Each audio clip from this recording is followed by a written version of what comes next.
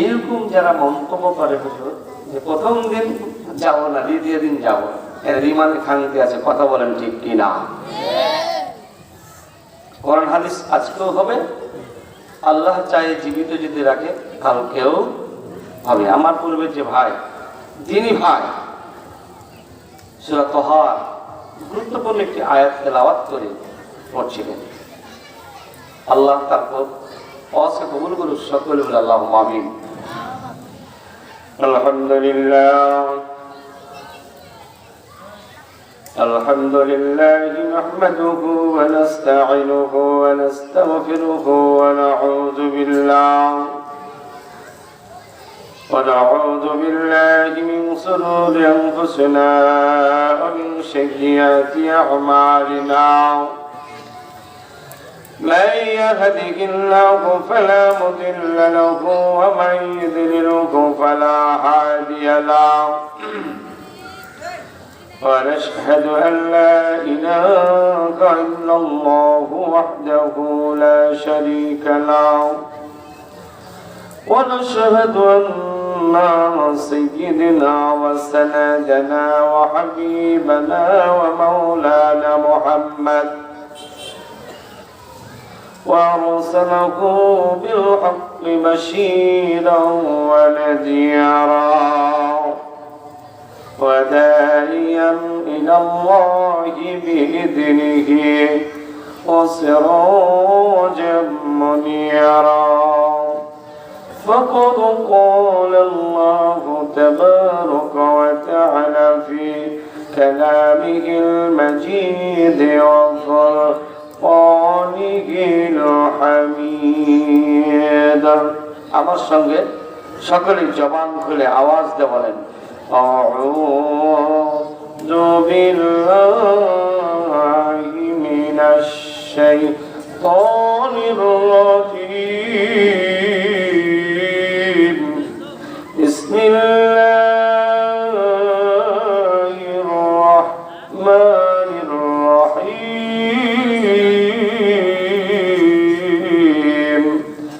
ইয়া আইয়ুহাল্লাযীনা আমানু তাকুল্লাহ হাক্কা তুকাতিহি ওয়া লা তামুতুন্না ইল্লা ওয়া আনতুম মুসলিমুন.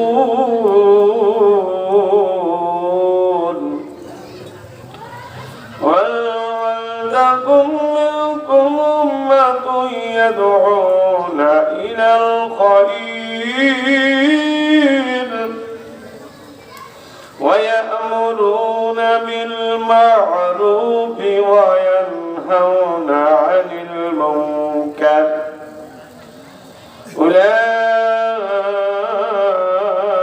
أُولَئِكَ هُمُ المفلحون. إن الله وملائكته يصلون على النبي يا أيها الذين آمنوا صلوا عليه وسلموا تسليما. জবান খুলে সকলে হৃদয় দিয়ে পড়ি আল্লাহুম্মা সাল্লি আলা محمد وعلى آل محمد كما صليت على إبراهيم وعلى آل إبراهيم إنك حميد مجيد. اللهم بارك على محمد وعلى آل محمد كما باركت على إبراهيم وعلى آل إبراهيم إنك حميد مجيد. চোখের পলকে তুমি হতে পারো লাশ, কথা বলেন ঠিক কিনা? চোখের পলকে তুমি হতে পারো লাশ, চিরতরে বন্ধ হবে তোমারই নিঃশ্বাস। বলেন চোখের পলকে তুমি হতে পারো লাশ, চিরতরে বন্ধ হবে তোমারি নিঃশ্বাস। হবে এলাম তোমারি নাম, হবে এলাম তোমারি নাম, মসজিদের মাইকে বাড়িওয়ালা নাই রে বাড়ি নাই রে দুনিয়াতে। কথা বলেন ঠিক কিনা? সংসদের যে মালিক ছিল আছে? রাগ করছেন নাকি? বলেন বাড়িওয়ালা নাই রে বাড়ি নাই রে দুনিয়াতে, চোখের পলকে তুমি হতে পারো লাশ। এত বাহাদুরি কেন? বলেন চোখের পলকে তুমি হতে পারো লাশ, চিরতরে বন্ধ হবে তোমারি নিঃশ্বাস। হবে এলাম তোমারি নাম, হবে এলাম তোমারি নাম, মসজিদের মাইকে বাড়িওয়ালা নাই রে বাড়ি নাই রে দুনিয়াতে। লিল্লাহে তাকবীর। কি ব্যাপার, ভয় লাগছে নাকি আপনাদের? 5 তারিখের পর বাংলাদেশের কোরআন হাদিসের আলোচনা হওয়ার পর যদি তাকবীরটা এরকম হয়, তাহলে বোঝা যায় 5 তারিখের আগের লোক এখনো আছে। ভয় পাচ্ছেন নাকি আপনারা? আরে জেলে নিয়ে যাবে, ফাঁসি দিবে আলেমরাকে, আপনারা ঘর সংসার করেন আর থাকেন, বাইকা থাকেন মেলাতে। লিল্লাহে তাকবীর। এতক্ষণ হলো বোঝা যাচ্ছে যে 5 তারিখের পরে আওয়াজ। কথা বলেন ঠিক কিনা? এই রামা বন্ধুরা আমার, বলেই যাই আসছি যখন 5 তারিখের আগে যে মাহফিলে গেছিলাম, 2টা বক্স দিয়েছে, বক্স দিয়ে আলোচনা যাতে মানুষ শুনতে পায় না, যেন বলে নাউজুবিল্লাহ। এখন কি আর বক্সের অনুমতি দেওয়া লাগে? জালসার অনুমতি দেওয়া লাগে? ভয় তাহলে কিসের? বিরাট ইসলামী জালসা 15-16 চট্টগ্রাম ফুটাপাড়া জামিয়া সালাফে ইসলামিয়া ওয়াহাবিয়া মাদ্রাসা উন্নতি কল্পে 2024। আল্লাহ তাআলা প্রথম অধিবেশনে 66তম বার্ষিকী জালসা। মেলা বছর যে সুবহানাল্লাহ বলবেন না? আমার জীবনে 10 সাল থেকে মাহফিল আছি, কি 1 বছর ধরে মাহফিল হয় এরকম ঢাকা পাইনি আমি। সুবহানাল্লাহ বলবেন না? 66তম বার্ষিকী জালসা। সুবহানাল্লাহ, সুবহানাল্লাহ, আলহামদুলিল্লাহ। অত্র মাদ্রাসার জালসার সভাপতি আলহাজ মাওলানা মোহাম্মদ নুরুল ইসলাম, অবসরপ্রাপ্ত প্রধান শিক্ষক হরিমোহন সরকারি উচ্চ বিদ্যালয় চাঁপাইনবাবগঞ্জ। রব্বুল আলামিন এখনো তুমি তাকে হায়াত দিয়ে, রিটায়ার্ডের পরে হায়াত দিয়ে জনসাধারণের সামনে মঞ্চে এসে যেমন তুমি সম্মানিত করেছ, রব্বুল আলামিন তোমার দরবারে দরখাস্ত জানায়, আল্লাহ তুমি তাকে সম্মানিত করে তোমার সুখময় জান্নাত খেতে যাওয়ার সুযোগ দান করুন। সকলে বলে আল্লাহুম্মা আমিন। আল্লাহ তাআলা আমাদেরকে প্রথম দিনে জুমার সালাত আদায় করে, আসরের সালাত আদায় করে, মাগরিবের সালাত আদায় করে, ইশারের সালাত আদায় করে ইসলাহুল বায়ানে কোরআন হাদিসের মঞ্চে যিনি আসার বসার সুযোগ দান করলেন, সে রবের দেওয়া মুখ দিয়ে, সে রবের দেওয়া ভাষা দিয়ে সকলেই জবান করে শুকরিয়া আদায় করি, জোরে সোরে বলি আলহামদুলিল্লাহ। বিশ্ব নবী নবী মুহাম্মদ রাসূলুল্লাহ, সকলে বলি সাল্লাল্লাহু আলাইহি ওয়াসাল্লাম। আর একটা খুশির খবর হুজুর, এখানে প্রধান অতিথি বিশেষ অতিথি নাই, আলহামদুলিল্লাহ বলবেন না? সভাপতি পরে বিশেষ অতিথি 25 জন দেখে আসলাম, ভোলা হাটে একজন, 25 জনের নাম বলা সম্ভব? এগুলো থেকে বাঁচিয়ে যিনি শেষ আলোচনা করার বসার যিনি সুযোগ করলেন, সে রবের নিকটে আবারও শুকরিয়া আদায় করি, সকলে বলি আলহামদুলিল্লাহ। পর্দার আড়ালে মা বোনেরা আছে জায়গা বলা আছে, অবলা সরলা মা বোনেরা, দিনদার পরেশগার মা বোনেরা যারা প্যান্ডেলে এসে বসে গেছেন, আমি আপনাদের এলাকায় নতুন মানুষ। মহাগ্রন্থ আল কোরআনুল কারীম সূরা আল ইমরান 102 নম্বর আয়াত, আরেকটা আয়াত তেলাওয়াত করি সূরা আল ইমরানের 104 নম্বর আয়াত সামনে রেখে মুহাম্মদ রাসূলুল্লাহ সাল্লাল্লাহু আলাইহি ওয়াসাল্লামের অগণিত হাদিস থেকে অনুবাদ করে আজকে দিনী ভাইদের সামনে দোয়া দিয়ে আজকের আলোচনা শেষ করব ইনশাআল্লাহ। এই কোরআনুল কারীম দেখেন আমার হাতে, এই কোরআনুল কারীমকে মহান আল্লাহ রাব্বুল আলামিন জিবরাইল আলাইহিস সালামের মাধ্যম দিয়ে মুহাম্মদ রাসূলুল্লাহ যারা বলি সাল্লাল্লাহু আলাইহি ওয়াসাল্লামের উপর নাযিল করলেন। দেখেন সর্বশ্রেষ্ঠ নবী, যত পৃথিবীতে নবী রাসূল এসেছিলেন, সর্বশ্রেষ্ঠ নবী মুহাম্মদ রাসূলুল্লাহ সাল্লাল্লাহু আলাইহি ওয়াসাল্লাম। পৃথিবীতে আল্লাহ যত কিতাব নাযিল করেছেন, সর্বশ্রেষ্ঠ কিতাব মুহাম্মদ রাসূলুল্লাহ সাল্লাল্লাহু আলাইহি ওয়াসাল্লাম নাযিল করেছেন।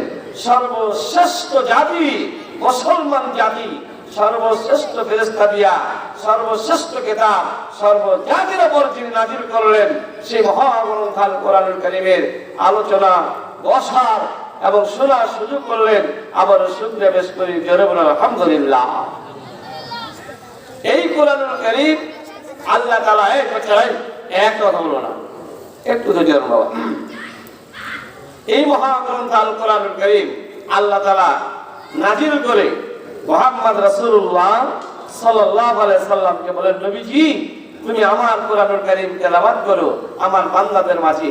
কে শুনবে আর কে শুনবে না, কে মানবে কে মানবে না, কে জালসায় আসবে কে আসবে না, কারা বিরোধিতা করবে আর কারা বিরোধিতা করবে, এটা তোমার দেখার বিষয় নয়। আমি যা বলেছি হুবহু সেটাই তুমি ওপেন করে বলে দাও। কথা বলো ঠিক কিনা? আল্লাহর নবী মুহাম্মদ রাসূলুল্লাহ সাল্লাল্লাহু আলাইহি সাল্লাম কেমন আল্লাহ বলছেন না, বানিয়ে বলছিলেন, ইয়া আইয়ুহার রাসূল বাল্লিগ মা উনজিলা ইলাইক। আল্লাহ রাব্বুল আলামিন নবী মুহাম্মদ রাসূলুল্লাহ সাল্লাল্লাহু আলাইহি সাল্লামকে ডাকলেন, নবীজি স্পেশাল করে তোমার আমি উপর যা নাযিল করেছি হুবহু করে তুমি প্রচার করে দাও। কে মন খারাপ করবে আর কে করবে না তোমার দেখার বিষয় নয়। আমি যা বলেছি কম করবে না বেশি করবে না, হুবহু আমার বান্দাদের মাঝে তুমি প্রচার করে দাও। আল্লাহর নবী তেলাওয়াত করলেন মানুষের সামনে। এক শ্রেণীর মানুষ বলছে, নবীজি আপনি যা বলেছেন হুবহু মাথা পেতে মেনে নেব, জোরে বলুন আলহামদুলিল্লাহ। আরেক শ্রেণীর মানুষ বলছে, মুহাম্মদ আমরা মানবো না, কাউকে মানতেও দিব না, আমি শুনবো না, কাউকে শুনতেও দিব না। ভাগ হলো কয়টা? ভাগ হলো কয়টা? দুইটা। আর একটা ভাগ আছে, বলবো রাগ করবেন নাকি? এই ব্যাপারটা হলো বাগুল্লাস পেঁচা, মানে মানার মতো হলে মানবে, না হলে মানবে না। যেদিকে পানি সেদিকে ছাতা। এরকম লোক আছে এদিকেও। মানার মতন হলে মানবে, না হলে মানবে না। এরা কারা? একটা দৃষ্টান্ত দেখায়, ও সারা মাস রোজা রাখবে না কিন্তু ঈদের নামাজ ছাড়বে না, রোজা করবে না কিন্তু ইফতার সাকিয়া খাবে।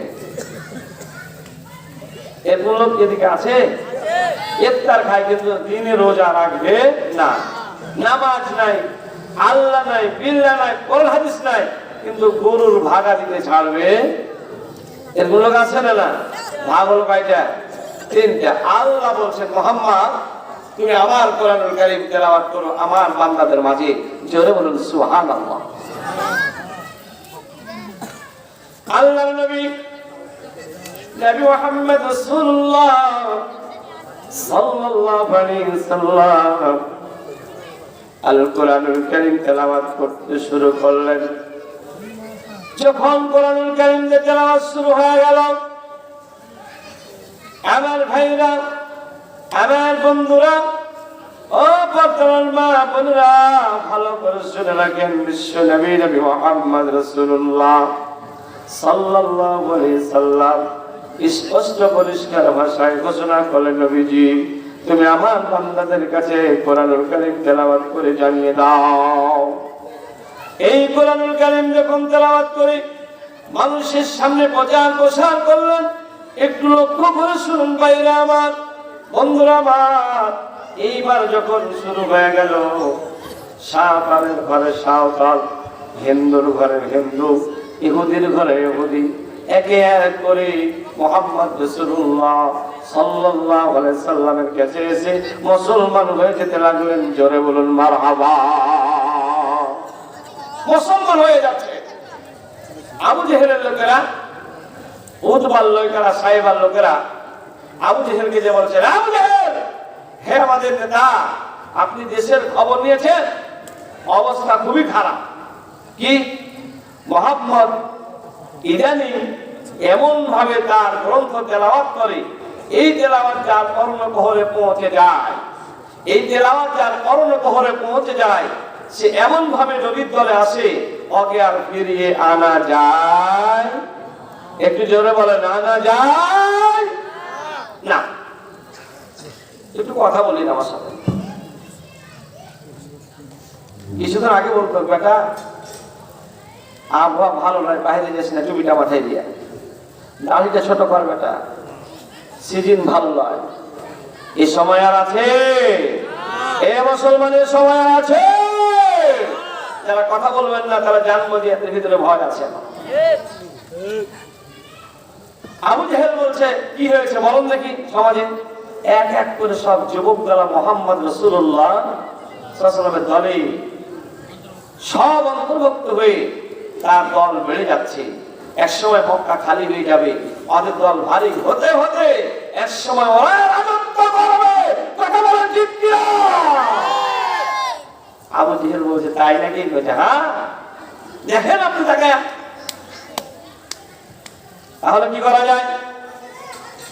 আগামীকাল মিটিং ডাকেন, ডাকার পর একটা সিদ্ধান্ত নেন, হয় মুহাম্মদের কোরআন তেলাওয়াত, মুহাম্মদের কোরআন প্রচার, মুহাম্মদের মাদ্রাসা, মুহাম্মদের সেমিনার সবগুলো বন্ধ করতে হবে। না হলে এই সমাজের মানুষেরা সব একত্রিত হয়ে ঘোষণা দিয়ে দিবে তারা এই মক্কা নগরীতে দেশ চালাবে। এই সিদ্ধান্তই তারা চলতেছে, অতএব এটা বন্ধ করা হোক। আগামীকাল মিটিং ডেকে আবু জেহেলের সেনাপতিরা সব বসে, এবার আবু জেহেলের চেয়ারে সিংহাসনে বসে বলছে, বলেন আপনার মতামত দেন। একজন দাঁড়িয়ে বলছে, হুজুর আপনি আমার মতামত নেবেন কিনা জানি না, এই মুহাম্মদকে মারি ফেল দাও, তাহলে ভেজাল শেষ হয়ে যাবে। জোরে বললাম নাউজুবিল্লাহ বলেন, ভেজাল শেষ হয়ে যাবে। ওই মুহাম্মদকে যদি মারা ফেলে দাও, দেশে আগুন ধরে যাবে, মারা যাবে না।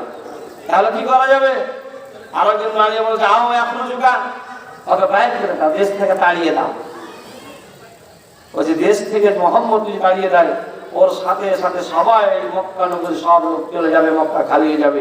এটাও করা যাবে না। তাহলে কি করবেন? ঘরের ভিতর ভরে দাও, মুহাম্মদকে ঘরের ভিতর ভরে দিয়া সিকিউরিটি লাগাই দাও, যাতে মুহাম্মদকে মানুষ দেখতে না পায় আর মুহাম্মদ মানুষের সাথে কথা বলতে না পায়। জোরে বলে নাউজুবিল্লাহ। এটাও শুরু হয়েছিল বাংলাদেশে। কথা বলেন ঠিক কিনা? একটু জোরে আওয়াজ বলেন, কথা বলেন ঠিক কিনা? যারা কোরআনের পাখি, যারা কোরআন দিয়ে ওয়াজ করে, যারা লুচুপুরি কথা বলে না, এই সমস্ত আলেমরাকে ধরে জেলখানায় রেখে দিল। কথা বলেন ঠিক কিনা? কিছু মানুষ বলছে কি ব্যাপার গো, এই ব্যাপারই চলবে, চলতেই থাকবে। মুসলমানের কাছে যতদিন কোরআন থাকবে, এই মাদ্রাসা যতদিন থাকবে, হাফেজ বের হবে, আলেম বের হবে, তোমার জানাজা পড়াবে, তোমার বাবার জানাজা পড়াবে। কথা বলেন ঠিক কিনা? ভয় করে না মুসলমান, ভয় করবেও না, কোনদিন ভয় করবে না। আবু জেহেল বলছে, কি ব্যাপার, মুহাম্মদ কি কাজ করা যাবে? ঘরের ভিতর ভরে দিলে মানুষ জিবে যাবে। আমি দৃষ্টান্ত দিই, দিনাজপুর ঠাকুরগাঁ একটা মাহফিলে গত বছরের আগা বছর গেছিলাম। আমি বলছি, এত মানুষ তো হওয়ার কথা নয় মাহফিলে, এটা কোরআনের মাহফিলে এত মানুষ হয় কি? মানুষ হওয়ার কারণ কি? বলছি, হুজুর আপনি পড়তে ভুল করেছেন, প্রধান আকর্ষণ আছে। ওপর দেখলাম প্রধান আকর্ষণ 1,500 একটা বক্তা আছে। বক্তাটা কই দেখি, দেখার জন্য ডাকলাম যে এখন দেখতে দূরে রাখা হয়েছে শিকলি মারা তোলা, শিকলি মারা আছে, মানে ওখানে মানুষ জমিয়েছে। তাই তো বলছি কিছু আমি ওয়াজ করে নামলাম, মাদ্রাসার কালেকশন করে নেমে গেলাম, বক্তা এসে চেয়ারে বসাবে, চেয়ার থেকে টেবিলে বসে ভিডিও অডিও করে শেষ হয়ে গেল। কথা বুঝতে পেরেছি ভাইরা আমার, বন্ধুরা আমার। আবু জেহেল সেনাপতিরে ডেকে বলছেন, বলেন একজন পরাজিতা করা যাবে না। একজন মুরব্বী মানুষ দাঁড়িয়ে বলছে, তাহলে আমার কথা শুনেন। কি কথা? আপনাদের একটা পরামর্শ দিই, মুহাম্মদ রাসূলুল্লাহ সাল্লাল্লাহু আলাইহি ওয়াসাল্লাম তার বাড়ি থেকে নিয়ে মসজিদে রাতের অন্ধকারে উজু করে যখন মসজিদে হেঁটে যায়, মাঝামাঝিতে মসজিদ এবং বাড়ির মাঝামাঝিতে একটা গর্ত খনন করে দিতে হবে 4 হাতে। রাতের অন্ধকারে হেঁটে যাবে, মুহাম্মদ রাসূলুল্লাহ সাল্লাল্লাহু আলাইহি ওয়াসাল্লাম গর্তের ভিতরে পড়ে যাবে।